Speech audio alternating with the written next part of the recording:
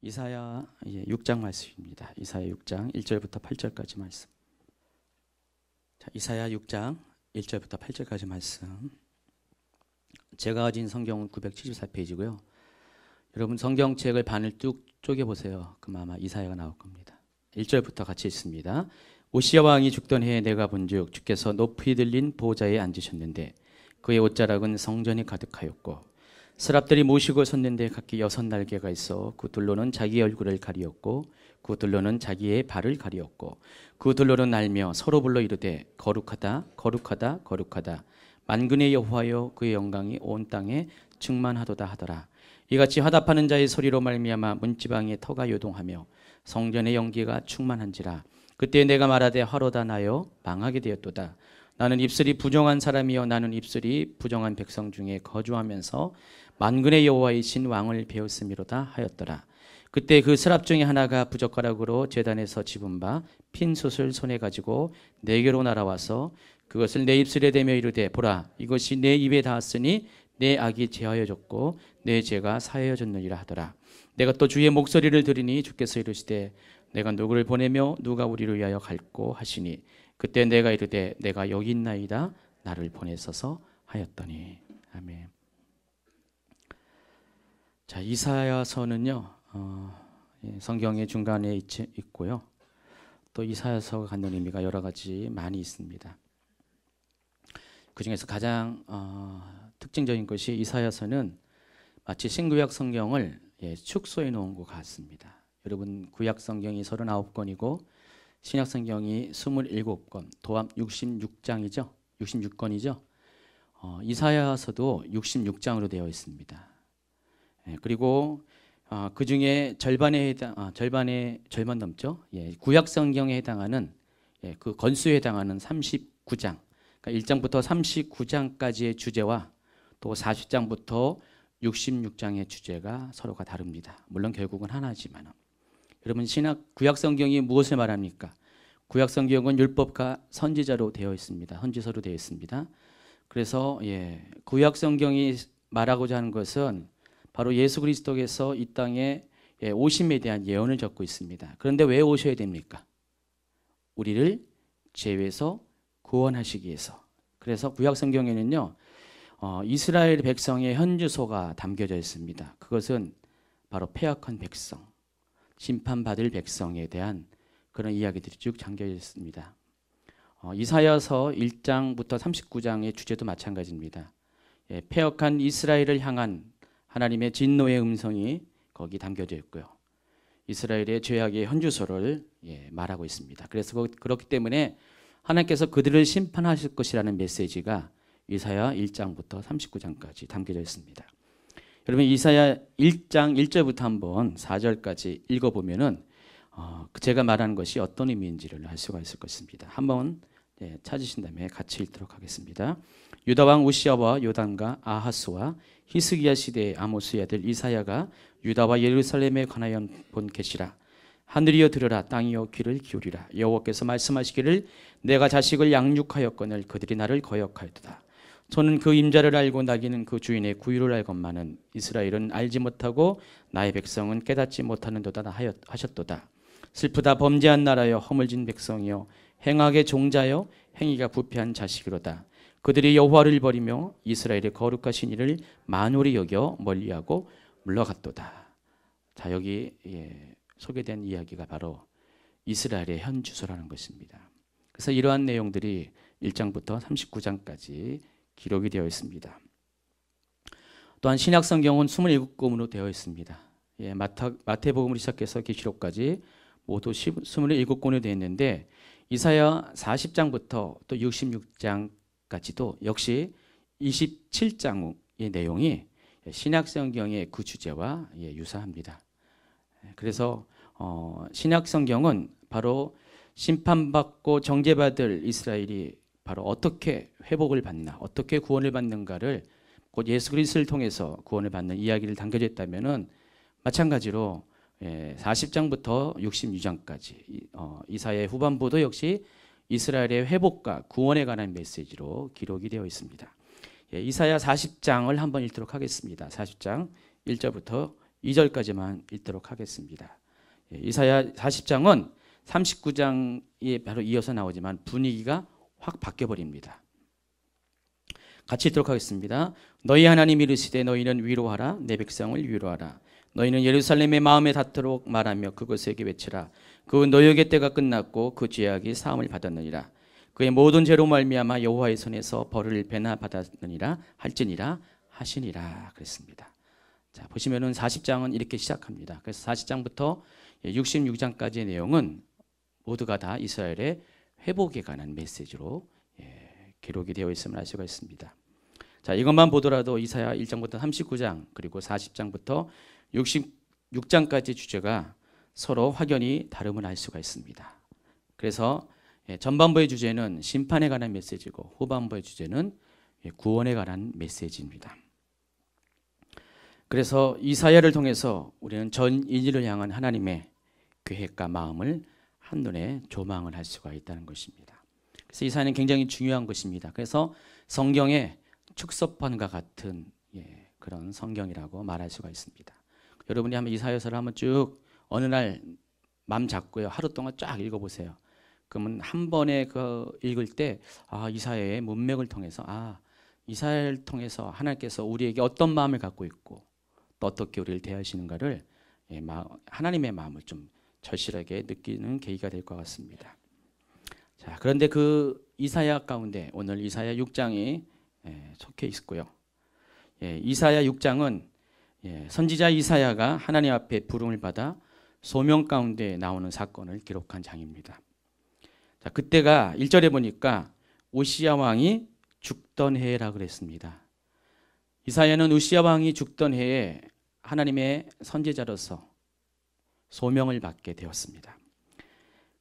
그 해가 대략 BC 740년입니다. BC 740년경에 이사야는 아주 약간의 나이에 하나님으로부터 우시야 왕이 죽던 그 해에 선지자로서의 부름을 받게 됐습니다. 여러분, 역대하 26장에는 우시야 왕에 대한 평가가 기록되어 있습니다. 이 역대상, 역대하는요, 쉽게 이야기하면은 우리나라 그 조선시대 왕들의 치세를 기록했던 조선왕조실록과 같은 그런 그런 성격의 책입니다. 그래서 역대상하에는 이스라엘과 유다의 왕들에 대한 치세들을 쭉 기록을 하고 있습니다. 근데 역대기의 기록을 보면은 아까 우시야 왕에 대해 소개했는데, 자, 우시야 왕이 어떤 사람인가에 대해서 역대기 26장에는 이렇게 기록하고 있습니다. 한번 역대기 26장을 한번 같이 또 보도록 하겠습니다. 제가 가진 성경 691쪽인데요. 약간 차이가 날 겁니다.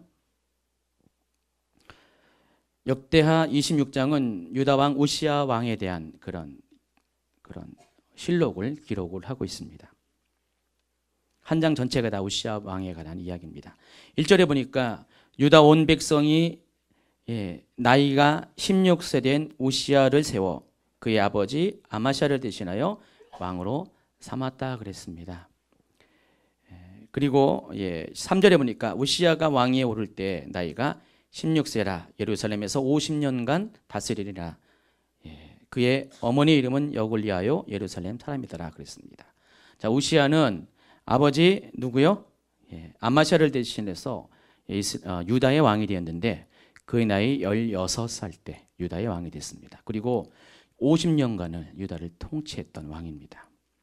여러분, 요시야 왕이 어떤 왕인가 계속해서 역대하 26장을 소개합니다. 4절에 보세요. 우시야가 그의 아버지 아마샤의 모든 행위대로 여호와 보시기에 정직하게 행했다 그랬습니다. 유다와 이스라엘의 왕을 평가할 때 성경은 두 가지 서로 대비되는 평가를 합니다.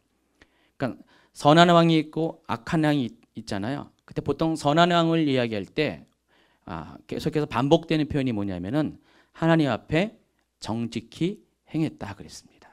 그러니까 다른 한번 왕에 대한 기록을 보면은요, 긍정적인 평가를 할 때 대부분 빠지지 않는 표현들이 4절에 있는 것처럼 여호와 보시기에 정직하게 행했다는 것입니다. 그것이 선한 왕에 대한 평가입니다. 대체적인 평가입니다. 우시야도 그런 평가를 받았습니다. 하나님 보시기에 아버지 아마시아와 같은 그런 선한 왕으로서 하나님 앞에 정직하게 행하는 왕으로서 역대기 저자위에서 평가를 받았습니다. 그래서 5절 이하에는요, 이로 인해서 하나님께서 우시야를 축복하는 이야기가 쭉 기록이 되어 있습니다. 하나님은 하나님 앞에 정직하게 행하는 왕들을 당연히 축복할 수밖에 없죠. 5절을 볼까요? 하나님의 묵시를 밝혀 아는 스가랴가 사는 날에 하나님을 찾았고 그가 여호와를 찾을 동안에는 하나님이 형통하게 하셨더라 그랬습니다. 그래서 우시야는 하나님을 찾는 날 동안 정말 하나님께서 형통하게 하는 복을 받았습니다. 그래서 6절에는 그 구체적인 이야기가 쭉 나와 있습니다.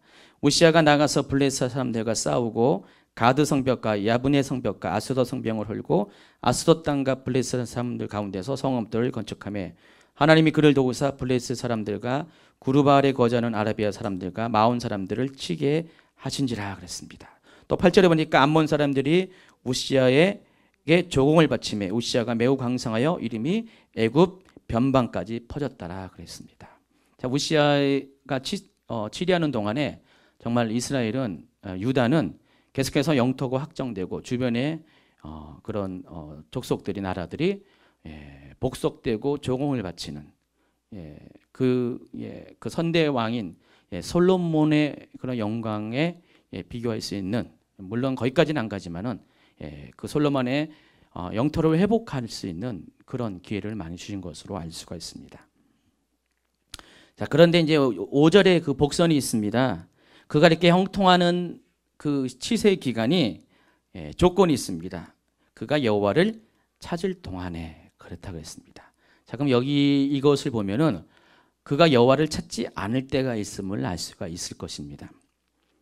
자, 16절에 보면은 우시야에 대한 그 사간의 그 분위기가 평가가 확 바뀝니다. 한번 16절을 읽도록 하겠습니다. 그가 강성하여짐에 그의 마음이 교만하여 악을 행하여 그의 하나님 여호와께 범죄하되 곧 여호와의 성전에 들어가서 향단에 분향하려 한지라 그랬습니다. 자, 16절에 보니까 나라가 강성하고 또 종깃게 되자 곧바로 우시야에게 나타난 변화가 있었습니다. 그가 하나님 앞에 악을 행하고 범죄했다고 했는데 그 악을 행하고 범죄의 원인이 뭐냐면은 앞에 보니까 그의 마음이 교만해졌다 그랬습니다. 그의 마음이 교만해지면서 하나님 앞에 악을 행하는 왕이 되었습니다. 악한 왕에 대한 일반적인 평가는 전부 다 악을 행하였더라. 하나님 앞에 아까 여호와 앞에 정직히 행하였더라와 반대되는 표현이 하나님 앞에 악을 행하였더라, 이런 표현입니다. 자, 우시야 왕도 처음에는 하나님 앞에 정직하게 행하는 왕이었습니다. 그래서 칭찬을 들었고 이것 때문에 하나님이 그를 형통케 하는 복을 누리는 왕이었습니다. 그러나 그 치세의 후반부에 들어가서 그는 그 강성해짐으로 말미암아 마음이 교만해졌습니다. 그리고 어떻게 됐습니까? 악을 행하여 하나님 앞에 범죄를 했다 그랬습니다. 과연 어떤 범죄를 했냐? 그것이 이제 뒤에 나와 있는 것처럼 여호와의 성전에 들어가서 향단에 분향하려 한지라 그랬습니다.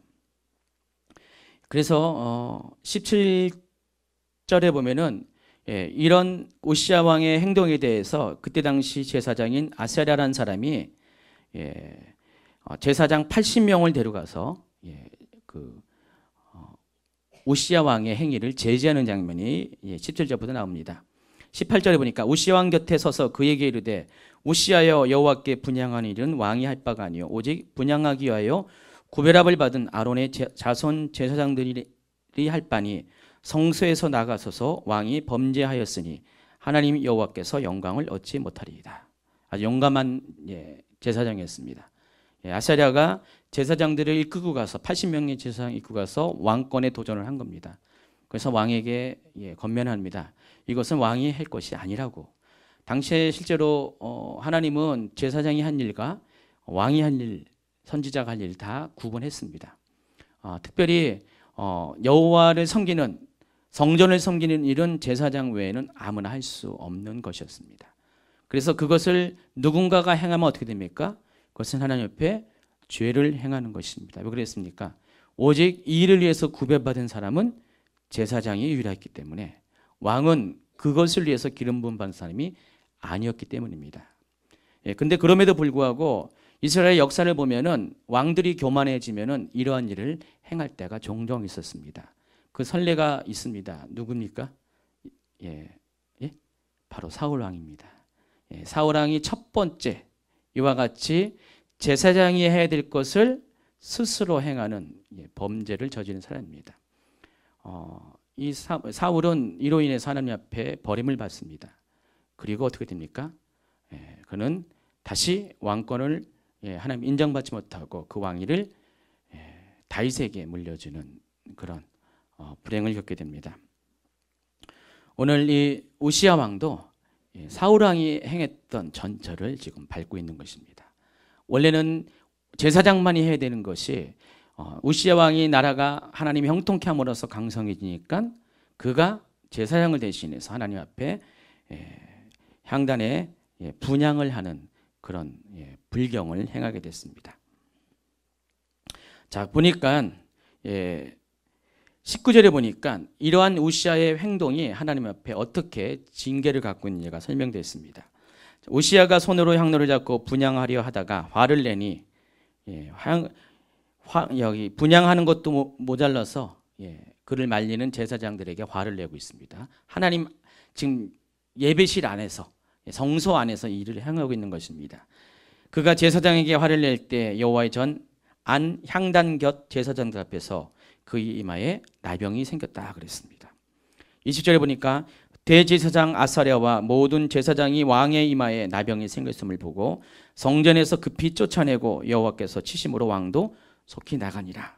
또 21절에 보니까 우시야 왕이 죽는 날까지 나병 환자가 되었고 나병 환자가 되매 여호와의 전에서 끊어져 별궁에 살았으므로 그의 아들 요담이 왕궁을 가려며 백성을 다스렸더라 그랬습니다. 자, 이 일이 계기가 되어서 우시야는 한 번에 자신의 지위를 잃고 맙니다. 성전에서 제사장을 대신해서 분향을 했던 그 행동 때문에 그는 즉시로 하나님 앞에 징계를 받아서 그 성전 가운데서 나병 환자가 됐고요. 이로 인해서 그는 나병 환자는 일반 사람들과 살 수가 없습니다. 격리돼서 삽니다. 그래서 격리돼서 그는 별궁에서 평생을 죽을 때까지 살게 됩니다. 그래서 그가 죽을 때까지 그의 아들 요담이 대리로 위탁을 받아서 왕자의 신분으로 나라를 다스립니다. 그런 징계를 받게 됩니다. 자, 이것이 역대하 26장에 나오는 우시야 왕에 대한 그런 평가고 기록입니다. 오늘 이사야 6장은 바로 이런 우시야 왕이 마침내 50년의 수명을 왕위로서의 죄 기간에 마치고 죽음을 맞이한 바로 그 해에 하나님께서 공교롭게도 이사야를 부르십니다. 그리고 이사야를 선지자로서 사명을 맡기게 하십니다. 우시야 왕이 죽던 해라는 것은 바로 이러한 해를 가리키는 것입니다. 자, 그런데 이사야는 이 하나님 앞에 소명을 받을 때 아주 매우 특별한 경험을 하게 됩니다. 1절 후반부터 보니까 내가 본즉 주께서 높이 들린 보좌에 앉으셨는데 그의 옷자락은 성전에 가득하였고 스랍들이 모시고 섰는데 각기 6날개가 있어 그 둘로는 자기 얼굴을 가리었고 그 둘로는 자기의 발을 가리었고 그 둘로는 날며 서로 불러 이르되 거룩하다 거룩하다 거룩하다 만군의 여호와여 그의 영광이 온 땅에 충만하도다 하더라 그랬습니다. 자, 이사야는 하나님 앞에 어떤 상황 가운데서 부름받았다고 그랬어요? 바로 우시야 왕이 죽던 해, 바로 그러한 국가적인 상황 가운데 하나님 앞에 부름을 받는데 그가 부름받는 그 장면이 그 경험이 아주 특이하다는 것입니다. 바로 그가 처음으로 하나님 앞에 소명을 받을 때 하나님은 어떻게 나타났습니까? 환상 가운데 하늘의 보좌를 그에게 보여줬습니다. 천국에 있는 하나님 보좌를 보여줬고요. 그 보좌 가운데 그 성전 가운데 하나님의 임재를 경험하게 하셨다는 것입니다. 그래서 다른 선지자와 비교해서 이 우시야는 하나님의 영광을 보면서 하나님부터 선지자의 소명을 받는 아주 특별한 경험을 하는 사람이었습니다. 여러분 사람은 누구나 하나님을 다 만나는 경험을 해야 됩니다. 이사야도 오늘 하나님을 만났습니다. 그런데 여러분도 모두가 다 누구나 우리가 믿음을 갖는다는 것은 신앙생활을 한다는 것은 그냥 신앙생활을 하면 절대로 안 됩니다. 다 어떤 방식을 통해든지 하나님을 만나는 경험을 인생 가운데 해야 된다는 것입니다. 영어에 인카운터라는 단어가 있습니다. 알파벳은 ENCOUNTER이라고 혹시 들어봤습니까? 인카운터라는 단어는 우리말로 번역을 하면은 대면이라고 이렇게 번역할 수 있고, 자, 좀 더 이것을 좀 리얼하게 표현하면은 우연한 기회에 어떤 사건을 막다트리는 그런 기회를 말하는 것입니다. 여러분 어느 날 갑자기 뜻하지 않는 어떤 사람과 만납니다. 어떤 사건을 접하게 됩니다. 그때 그것을 가리켜서 인카운터라고 합니다. 그래서 하나님의 사람은 누구나 믿음의 삶으로 살아가기 위해서는 반드시 이런 인카운트의 경험을 해야 된다는 것입니다. 하나님을 어느 날 갑자기 하나님을 만나야 돼요. 대면을 해야 된다는 것입니다. 그래야 그 사건을 통해서 진정한 믿음으로 나아갈 수가 있다는 것입니다. 자, 이사야도 오늘 하나님을 대면하는 사건을 경험합니다. 인카운터를 경험하는데 그 인카운터가 특이하다는 것입니다. 일반적인 사람이 경험하는 수준보다 훨씬 더 깊게 바로 하나님 보좌를 직접 체험하는 경험을 하게 된다는 것입니다. 그리고 이사야는 그 만남을 통해서 인생이 새롭게 변화됩니다. 평범한 삶에서 그는 선지자의 삶으로 바뀌게 됩니다. 자, 이미 읽어드린 아까 이사야 1장 1절을 보면은요, 이사야가 무려 유다 왕국의 4명의 왕이 통치하는 시대에 선지자의 역할을 했다는 것을 우리가 알 수가 있습니다. 유다 왕 요시야와 요담과 아하스와 히스기야 시대에 아모스의 아들 이사야가 유다와 예루살렘에 가요 본 계시라 그랬습니다. 우시야 왕이 죽던 그 해에 부름을 받아서 그의 아들 요담과 또 아하스와 히스기야 시대에 이르기까지 이사야는 오랜 기간 동안에 당대의 선지자로서 유다와 예루살렘에 관하여 예언을 하는 그런 역할을 감당을 했다는 것입니다. 그리고 이사야서를 주의 깊게 살펴보면은요, 이사야는 단순한 예언자가 아니었음을 알 수가 있습니다. 평범한 수준의 선지자가 아니었습니다. 보통 이때의 선지자의 수준은 어떤 거냐? 예언자와 선지자에 대해서 내일 아마 이렇게 예언과 분별학에 대해서 학교에서 이제 강의가 이루어질 것입니다. 그때 이제 예언자가 뭐고 선지자가 무엇인가, 또 선지자 중에서도 또 일반적인 선지자와 선견자에 대한 이야기가 쭉 나올 것입니다. 그래서 구약 시대에는요 보통 선지자와 선견자가 있었어요. 근데 이 선지자는 하나님의 음성을 듣고 말하는 사람이 말하는 것이고요, 선견자는 하나님의 말씀하신 것들을 보고 말하는 사람이 선견자입니다. 이런 차이가 있습니다. 보통 일반적으로 선지자보다는 선견자가 영적인 레벨이 더 커요, 높아요. 그래서 하나님은 선지자들에게 보여주지 아니하는 것을 선견자에게 보여줍니다. 보통 아주 중대한 국가적인 운명이나 하나님 나라의 그런 계획들을 선지자보다는 선견자에게 더 구체적으로 보여주는 경향이 있습니다. 자, 이사야는 선견자였습니다. 물론 선지자, 기본적으로 선지자고요. 모든 선견자는 다 선지자의 반열에 들어갑니다. 그러나 모든 선지자가 선견자는 아니라는 것입니다. 그 어떤 영적 수준이 더 선견자가 높기 때문에. 근데 이사야는 선견자에 해당하는 사람입니다. 그래서 그는 환상을 봅니다. 오늘 처음부터 하나님을 만나는 소명을 받는 그 순간부터 그는 선견자로서 하나님을 만난 것이었어요. 선지자가 아니었습니다. 선견자로서 하나님을 만났습니다.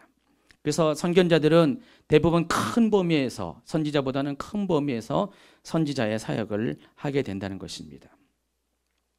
근데 이 이사야를 보면은요, 다른 선지자와 비교해서 아주 특별한 그런 사역을 하는 것이 있는데 그의 예언 가운데 아주 특별한 이야기들이 나옵니다. 첫 번째가 뭐냐면은 이사야는 예수님에 대한, 메시아에 대한, 그리스도에 대한 예언을 많이 했습니다. 이사야서에 보면은요, 메시아에 대한 예언이 다른 어느 그 선지서에 비해서 굉장히 많이 나와 있다는 것을 알 수가 있고, 또 이스라엘 민족이 포로 생활에서 풀려나올 때 어떻게 하나님이 그들을 풀려나올 것인가. 특별히 이사야 45장에 보면 45장인가 46장인가 45장일 거예요. 45장에 보면은 고레스라는 사람을 소개합니다. 여러분, 고레스가 누구죠? 이스라엘을 그 칙령을 반포해서 포로됨에서 자유케 한 페르시아의 왕입니다. 페르시아 왕인데 그 고레스가 이사야보다 무려 150년 뒤에 출생한 사람입니다. 그런데 이 이사야는 150년 뒤에 출생할 사람, 단순하게 그 사람 이름만 맞춘 게 아니라 그 사람이 왕이라는 것, 또 그가 어떠한 일을 행할 것을 예언을 했어요. 대단한 예언입니다. 그렇죠? 그리고 이것으로 끝나는 게 아니라 이사야 65장에 보면은 새하늘과 새 땅에 대해서 이사야는 보게 됩니다. 근데 그 새하늘과 새 땅의 묘사를 잘 보면은요, 여러분 엔타임 공부하신 분 알겠지만은 바로 그 묘사가 마지막 때 주님이 다시 오실 때 이 땅 가운데서 새로운 땅 가운데 이루어지는 천년왕국에 대한 이야기를 하고 있다는 것을 알 수가 있습니다. 그 어느 선지자가, 이스라엘을 제외한 그 어느 선지자가 정말 이 인류의 종말에 있을 그것까지도 보고 예언을 할 수 있는가? 물론 뒤에 이제 다니엘이 또 그것을 보는 예언자 중에 하나입니다. 선지자 중에 하나입니다. 다니엘도 그것을 보게 됩니다. 그러나 이렇게 종합적으로 메시아에 대한 예언, 그리고 또 고레스에 대한 예언, 그리고 천년왕국에 대한 이 예언을 했다는 것 자체가 이사야의 그런 선지자로서의 그 레벨이 정말로 대단하다는 것을 알 수가 있다는 것입니다. 자, 그런데 이사야가 이러한 사역을 할 수 있는 이유가 있습니다. 그것이 오늘 본문에 나와 있습니다. 바로 하나님과의 만남이 특별했기 때문입니다. 하나님과 맞닥뜨리는 그 사건이, 그 인카운터의 경험이 아주 특별했다는 것입니다. 이사야는 하나님의 영광을 보았어요. 하늘 보좌에 계신 하나님의 영광을 보았고요. 그리고 영광 가운데 하나님을 만났다는 것입니다. 이것이 이사야의 삶과 사역의 비밀이었습니다. 따라서 우리가 이사야를 통해서 우리가 교훈받아야 할 것이 있습니다. 이사야가 하나님부터 소명을 받은 사건을 통해서 우리가 어떻게 하나님을 만나야 할 것인가, 또 하나님을 만남으로 인해서 어떠한 삶을 살 것인가를 살펴볼 수가 있다는 것입니다. 먼저 우리가 어떻게 하나님을 만나야 되니까 하나님의 임재 앞에서 하나님을 만나야 됩니다. 우리가 하나님을 만날 때 과정들이 있는데 6장 5절에 보니까 한번 보세요. 그때에 내가 말하되 하로다 나여 망하게 되었도다. 나는 입술이 부정한 사람이여 나는 입술이 부정한 백성 중에 거주하면서 만군의 여호와이신 왕을 배웠음이로다 하였더라 그랬습니다.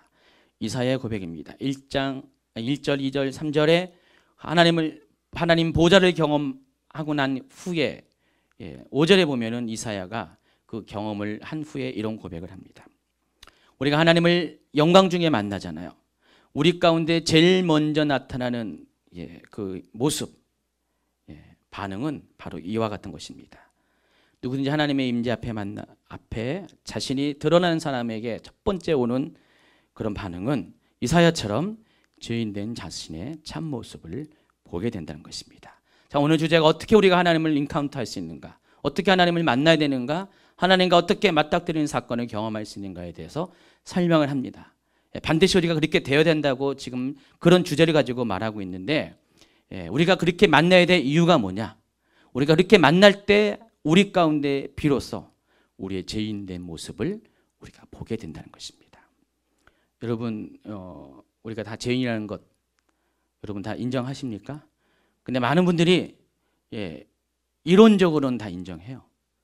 근데 정말 내 마음속에 내가 죄인이라는 것에 대해서 과연 얼마큼 처절하게 인정하는지, 여기 교회 이렇게 신앙생활 오래 하지 않은 분들도 몇 분 계시는데 어때요? 정말 이사야가 오늘 5절에 고백한 것처럼 정말 하나님 앞에 내가 이렇게 죄인이라는 것들을 마음속에 절절히 느낍니까?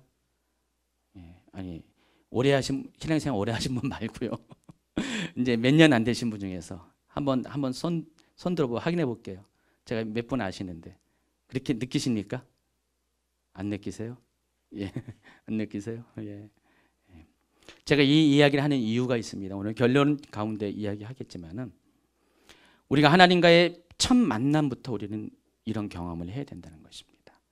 내가 정말로 하나님 앞에 부정한 사람이라는 것, 죄인이라는 것들을 내가 인정하지 않고서는 내가 진정한 하나님과의 관계, 만남, 신앙을 가질 수가 없기 때문이라는 것입니다. 우리는 하나님과의 만남 가운데 반드시 이 과정을 통과해야 된다는 것입니다. 이렇게 할 때 우리는 자신의 실체를 보게 된다는 것입니다. 하나님을 만나는 것은 제대로 만나면은 누구든지 다 하나님 앞에 자신의 실체를 보게 됩니다. 하나님은 너무나 거룩하십니다. 너무 존귀하십니다. 하나님은 죄가 없습니다. 그러나 그 하나님 앞에 누군지 있으면은 마치 하나님의 거울과 같아요. 거울 같기 때문에 하나님의 그 거룩함 가운데 내 모습이 비춰지게 되면은 즉시로 반응하는 것이 내 모습 속에 있는 허물진 것들, 제약된 것들, 부정한 것들, 나의 실체를 보게 된다는 것입니다. 이것이 하나님을 만나는 첫 번째 단계 가운데 일어나는 그런 우리의 반응이라는 것입니다. 1절에는 우시아 왕이 죽었다고 했습니다. 우시아 왕은 설명드린 것과 같이 하나님 앞에는 처음에는 정직히 행하는 왕이었지만 그러나 그의 나중은 길을 잃어버리고 교만해서 악을 행하고 하나님께 범죄한 사람이었습니다. 그의 악의 실체는 뭐였습니까? 하나님 앞에 교만이었습니다. 그래서 이로 인해서 하나님의 징벌을 받게 되었습니다. 자, 이사야가 이런 우시아 왕이 죽었을 때 선지자로서의 소명을 받는다는 것은 그저 스쳐 지나갈 이야기가 아니라는 것입니다. 복선이 있다는 것입니다. 성경이 굳이 이사야의 소명 시기를 우시아 왕이 죽었을 때라고 명시하는 이유가 있다는 것입니다.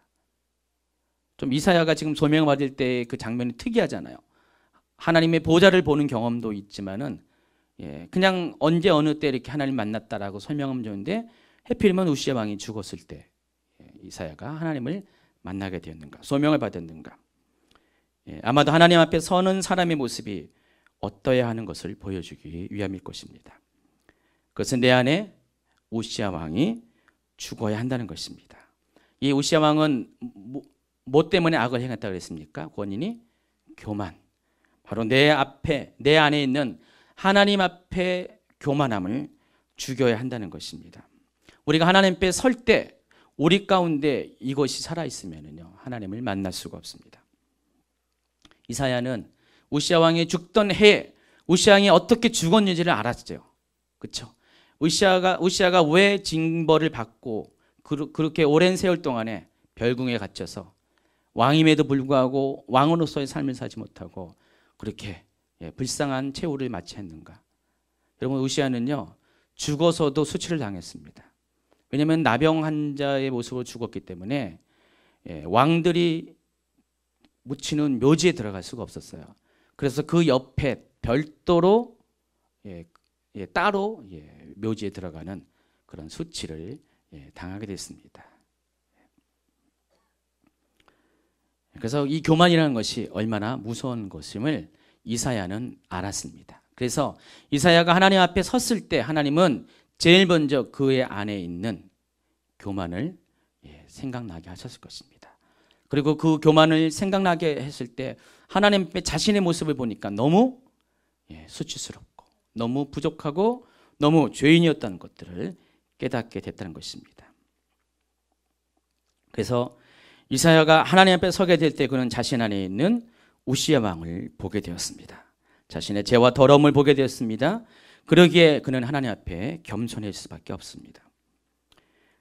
5절의 표현을 보면 단순한 겸손 정도가 아니라 자신의 죄인임을 아주 뼈저리게 알고 무너지는 비참한 일을 겪게 됩니다. 자, 이것이 하나님을 맞닥뜨리는 경험을 하는 인카운터를 경험하는 사람들이 해야 될 반응이라는 것입니다.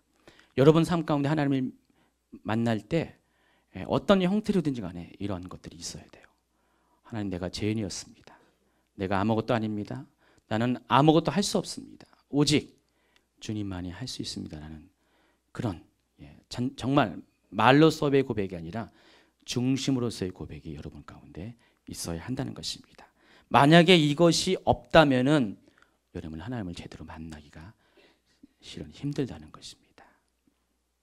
아직 우시아가 살아있기 때문에, 교만에 살아있기 때문에 하나님을 만날 수가 없다는 것입니다.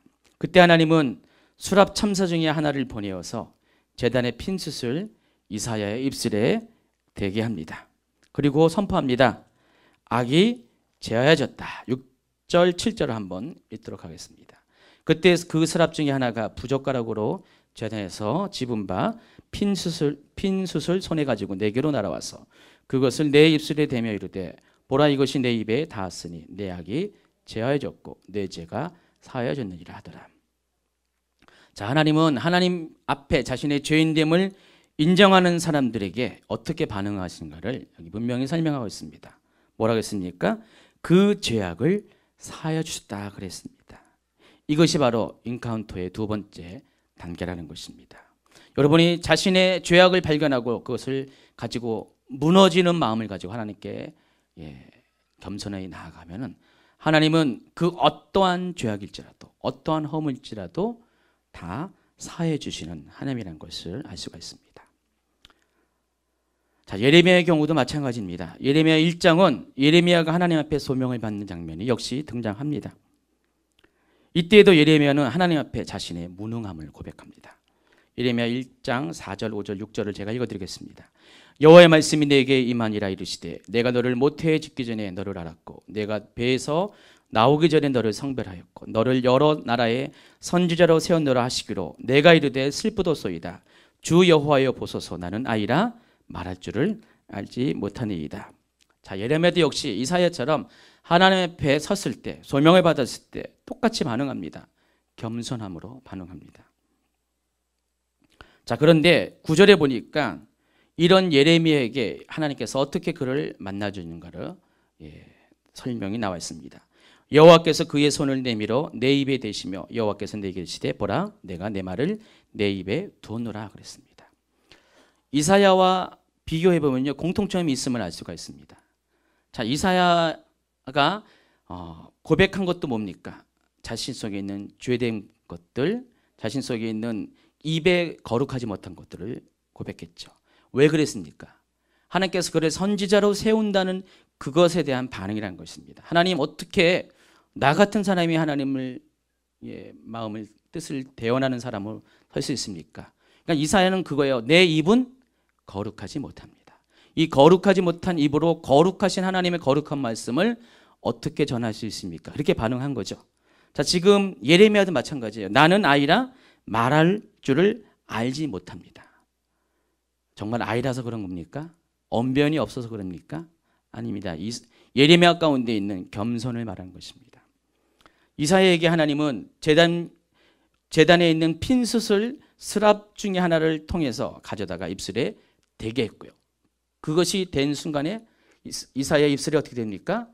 거룩해졌죠. 그 죄를 사하여 줬기 때문에. 또 9절에 보니까 이번에는 여호와 하나님께서 직접 그의 손을 내밀었다 그랬습니다. 그리고 누구의 입에 대습니까? 예레미야의 입에 대었을 때 그는 정결하게 됐고 그때부터 하나님의 말씀이 그의 입에 임하게 되었습니다. 아마도 하나님은 선지자들에게 선지자를 정결케 하는 것이 바로 입을 정결케 하는 것 같아요. 왜냐하면 선지자의 역할은 입의 역할이기 때문에 하나님의 입에. 그래서 하나님은 어쨌든 간에 선지자에게 이러한 식으로 그의 입을 거룩하게 함으로써 그의 삶 전체를 거룩하게 하고 그로 인해서 하나님을 전하는 대언자가 되게 한다는 것입니다. 자, 이와 같이 이사와 예레미야의 모두의 공통점은 동일합니다. 그들은 하나님을 맞닥뜨린 사건을 경험할 때, 인카터의 사건을 경험할 때 먼저는 자신의 죄인됨과 무능함을 고백하였습니다.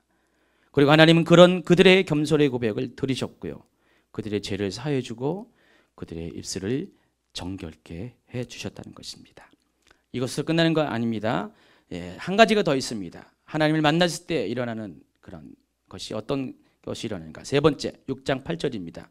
내가 또 주의 목소리를 들으니 주께서 이르시되 내가 누구를 보내며 누가 우리를 위하여 갈꼬 하시니 그때 내가 이르되 내가 여기 있나이다 나를 보내소서 하였더라.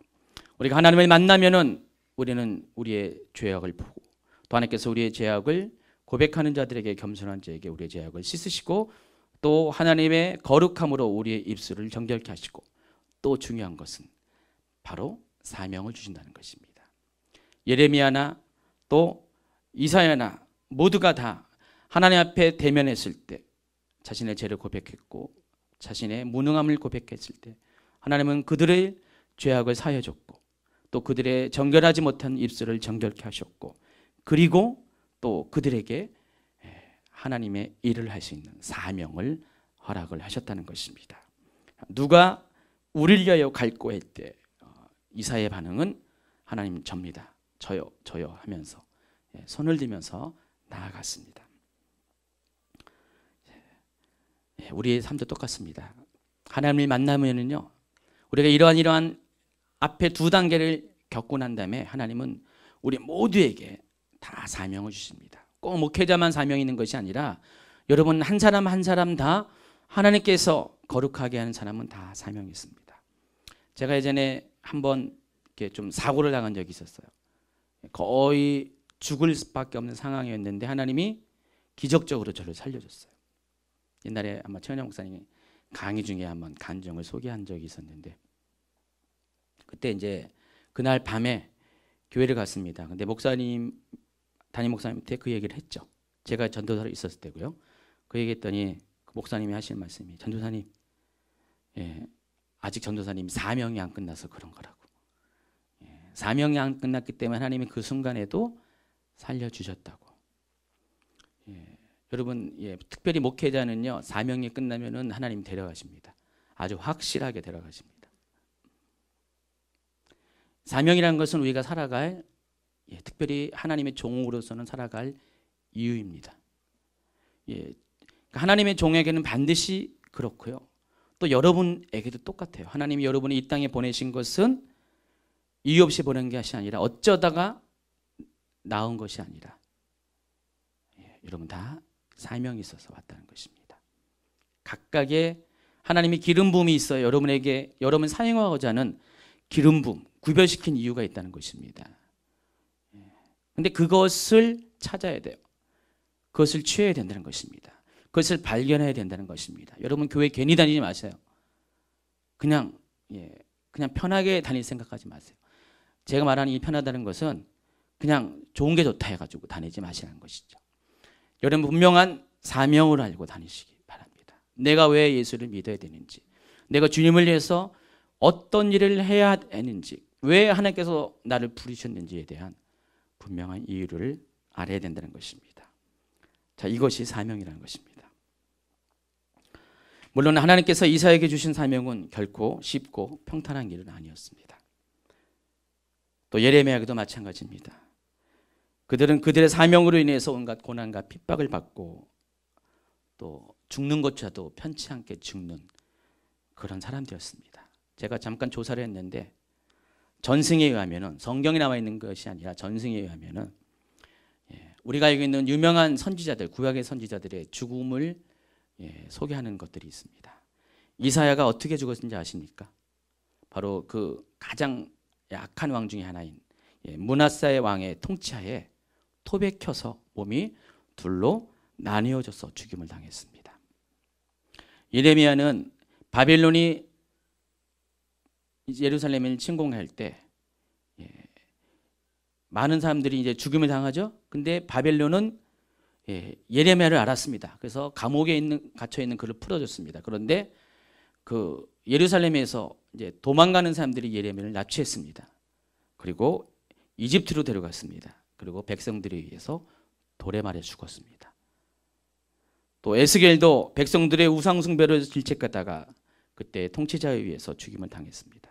미가 선지자도 마찬가지로 아합의 아들 요람에 의해서 절벽에서 죽임을 당했습니다. 아모스도 아마스 왕의 아들의 곤봉으로 내려쳐 맞아 죽는 그런 죽임을 당했습니다. 수많은 구약의 선지자들이 하나님의 말씀을 전하다, 하나님의 뜻을 전하다 결국은 고난과 핍박은 기본이고 죽음마저도 편치 않게 죽는 이야기들이 전승에 많이 나와 있습니다. 그렇지만 그들이 간 길은 하나님께서 함께 해주신 길이었습니다. 그 길은 생명의 길이었고 희망의 길이었습니다. 하나님의 뜻을 전하는 아주 놀라운 그런 길이었습니다. 사명이라는 것이 그런 것입니다. 물론 그렇다고 해서 여러분이 이사야처럼 죽으라는 소리가 아니고 누구처럼 죽으라는 소리가 아닙니다. 근데 그들이 그 죽음마저도 감당할 수 있었던 것은 그들에게는 사명이 있었기 때문이라는 것입니다. 그리고 그 사명을 따라서 죽을 수 있는 용기가 있었던 것은 그들이 무엇이 있다고요? 하나님과의 인카운터가, 만남이 있었기 때문이라는 것입니다. 특별한 만남. 그리고 특별히 하나님을 만난 사람은 하나님이 특별히 더 사용하시고요. 또 특별히 주를 위해서 하나님께서 그의 죽음까지도 그렇게 인도하신 것 같아요. 자, 이사야는요, 평범하게 하나님 만난 것이 아니라 하늘 보좌에 계신 하나님을, 거룩하신 하나님을, 그 옷자락을 만졌고요. 그리고 제단에 핀 숯을 입술에 담는 경험을 하는, 그래서 죄악이 씻어지고 온전케 되는 그런 만남을 가진 사람이었습니다. 제가 중국에 이제 말씀 거의 이제 끝났습니다. 중국에 3일 동안 갔다 왔습니다. 왜 갔다 그랬습니까? 선교하러 간 게 아니라 신방차 갔습니다. 거기 멘토링하는 몇 가정을 이제 돌보기 위해서 갔는데, 중국에서 또 이번에 새로 만난 가정도 함께 예배하면서 그들의 교제 가운데서 개인적인 이야기를 들었습니다. 자, 모두가 고국을 떠났기 때문에 좋은 것도 있겠지만은 어려운 점, 힘든 점이 많이 있습니다. 자, 그 중에서 가장 힘든 것이 뭔지 아십니까? 하나님을 대면할 수가 없다는 것이에요. 그분들은 주인조교를 굉장히 부러워하고 있습니다. 언제든지 예배 현장 가운데 찾아올 수 있는 분들을 많이 부러워하고 있습니다. 그래서 예배를 드리는 것이 얼마나 하나님을 대면할 수 있는 귀한 통로라는 것들을 그분들은 알아요. 그래서 이번에 이제 그렇게 고백을 하더라고요.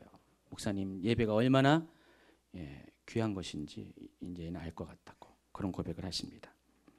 그래서 마음껏 예배할 수 없고 온 마음 다해 예배할 수 없었고 또 중심을 들이는 예배를 할 수 없기 때문에 당연히 우리보다는 더 깊은 차원에서 하나님을 경험하기가 쉽지가 않습니다. 통로가 별로 없기 때문에.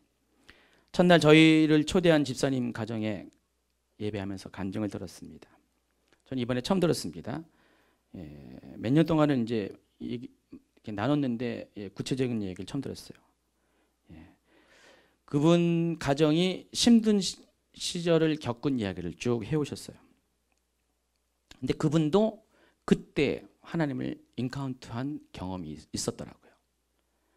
2009년이라고 했는데 2009년에 아주 회사에서 힘든 일을 겪으면서 어느 날 중국에서 이제 일을 하다가 갑자기 잘렸습니다. 잘려가지고 한국으로 이렇게 쫓겨나왔습니다. 갑자기 잘못도 없는데.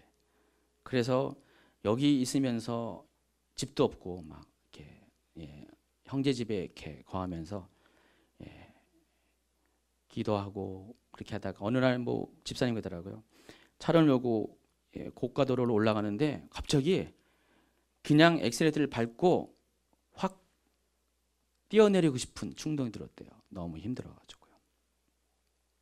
그랬습니다. 그런데 그 시간을 하나님 앞에 보내게 됐어요. 어쨌든 간에. 그때 저는 이제 알았는데 최현영 목사님 그때 만났대요. 저는 못 만났고요.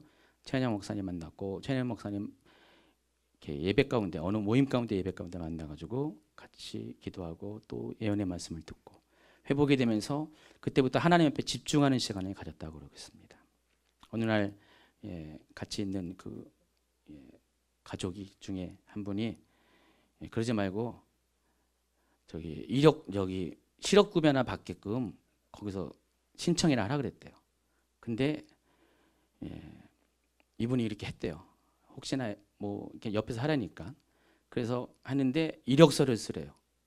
이력서를 쓰는데 그 이력서를 그냥 다 누구나 쓰나 봐요. 근데 나중에 알고 봤더니 석 달 있다가 연락이 왔대요. 석 달이 연락 왔는데 그 이력서를 보고 이분을 채용하겠다고, 새로운 회사에서. 그래서 지금 그 회사 다니고 있는데요.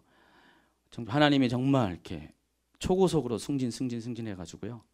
지금은 진짜 그 5년 전의 모습과는 전혀 딴판에 회복을 주셨어요. 저는 그분이 참 성품도 좋고 능력도 있어서 그런 줄 알았더니 알고 봤더니 그때 하나님을 인카운트 한 거예요. 저한테 그러더라고요. 사람들이 이렇게 승진하는 것들이 굉장히 의아한데요. 왜냐면은 다른 사람에 비해서 스펙이나 여러 면에서 다 월등한 것도 아닌데 그 짧은 시간에 거의 1년에 한 번씩 승진을 하면서 이렇게 올라간 것이 사람들이 너무나 아주 신기하다 그래요. 운이 좋다 그랬는데 이 두 분은 그랬대요. 우리는 비밀을 알지 하면서. 그 비밀이 뭐였나? 바로 하나님을 인카운트 한 거였어요. 하나님을 만난 거였어요. 그래서 그때 자신의 가장 낮아짐을 경험했고요. 가장 힘듦을 경험했습니다. 거의 죽고 싶을 만큼 그런 심리적으로 쫓기는 상황인데 그때 자신의 약함을 봤어요. 그리고 하나님 앞에 굴복했습니다. 그리고 하나님이 그를 세워주셨어요. 그때부터 하나님 그를 세워주신 것 같아요. 제가 이제 굳이 중국까지 신방 가는 이유가 아주 중요한 순간에 사실은 저희를 부르려면 비행기값 다 내고 다 하잖아요. 해가지고 불러가지고 꼭 요청하는 거 보니까 그만큼 하나님에 대한 열심, 열정, 하나님 뜻을 알고자 하는 그런 것이 굉장히 강한 것 같아요. 이번에 유럽 쪽으로 이제 더 승진해가지고 또 갑니다. 그래서 그렇게 제가 굳이 이분을 소개하는 이유가 이번에 알게 된 것이 그분이 이렇게 되어진 것 가정 가운데 하나님과의 만남이 있었다는 것을 이번에 알았기 때문에 그래요. 근데 이번에 새로운 가정을 또 만났는데 이분도 역시 지금 쫓겨나게 되는 상황이 됐어요. 5년 전에 이 집사님이 경험했던 것을 지금 이 가정도 겪고 있는 것이에요. 가지고 왔어요. 물론 예배 가운데 당연히 어떻게 됐어요? 회복이 됐습니다. 좋아졌습니다. 근데 이분이 또 고백하는 거야. 우리 여기 예배 끝난 다음에 저는 몰랐어요. 사정을 전혀 몰랐는데 이 설교 내용대로 예언 그대로 바로 우리가 그런 사람이라고 하면서 자기들의 이야기를 소개하면서 실은 이분들도 지금 앞섰던 이 집사님의 그 과정을 겪으면서 굉장히 위로가 됐대요. 지금 자기 보기에는 굉장히 잘 되는 모습인데 이분도 그런 과정 속에서 내가 지금 겪는 과정을 이분도 5년 전에 겪었다는 것을 알고 그리고 이분이 어떻게 하나님 앞에 반응했던 것을 알고 한마디로 롤 모델이 생긴 거예요. 마냥 소망이 없는 것이 아니라 이렇게 하면 나도 그렇게 될 수 있다는 희망을 가졌던 것입니다. 근데 그분 역시 하나님 앞에 겪어야 될 것이 있습니다. 바로 인카운터가 있어야 된다는 것입니다. 하나님께 맞닥뜨리는 인생에 있어서 어떤 특별한 경험이 있어야 된다는 것입니다. 그래서 저도 제 얘기를 하려고 그랬어요. 근데 최은영 목사님 말렸어요. 얘기하면은 1박 2일 걸리니까. 저도 한 15년 전에 그런 일이 있었거든요. 저도 비슷한 일이 있었습니다. 저도 그때 하나님 앞에 정말 그럴 수밖에 나아갈 수밖에 없었고요. 정말 철저히 죄인됨을 고백할 수밖에 없는 그런 시간이 있었습니다. 자, 우리는 누구든지 하나님을 만나야 돼요. 대면해야 됩니다. 맞닥뜨려야 됩니다. 이왕이면은 아주 특별히 만나야 돼요. 여러분의 삶이 몸이 건조하고요. 아무런 힘도 없고 능력도 없고 내가 왜 사는지 뭐 때문에 사는지 하나님 나 같은 사람 뭐 하려고 그러는지 막막하고 힘든 분이 계십니까? 하나님은 용도에 따라 다 다르지만 누구든지 다 사용하세요. 아주 특별한 사람만 사용하는 것이 아닙니다. 다 사용하십니다. 100% 사용하십니다. 근데 사용을 받냐? 사용받지 못하는 것은 한 가지.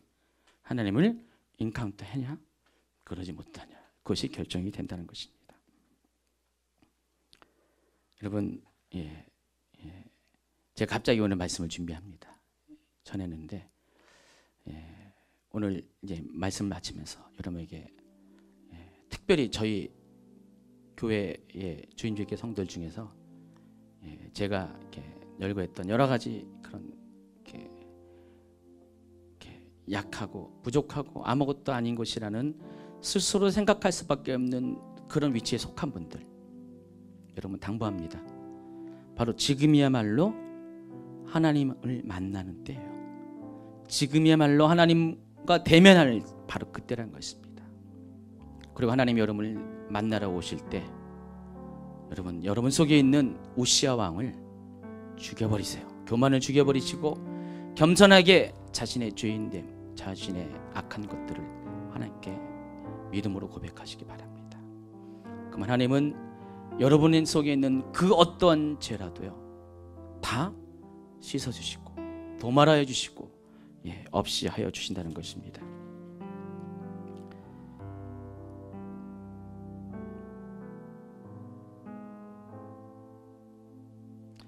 이사야 1장 18절 갑자기 생각이 났는데, 여호와께서 말씀하시되 오라 우리가 서로 변론하자.